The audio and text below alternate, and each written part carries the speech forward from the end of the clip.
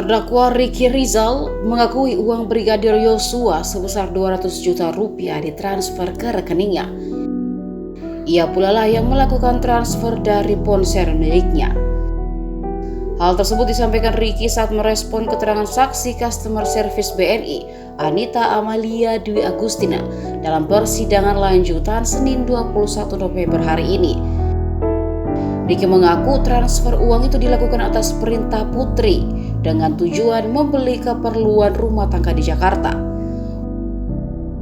Uang itu, kata Ricky, dipergunakan untuk membayar listrik, PDAM, telepon hingga belanja online.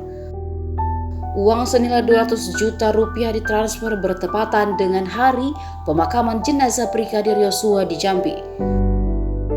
Ricky melakukan transfer 2 kali dengan masing-masing nilai nominal transfer yakni 100 juta rupiah.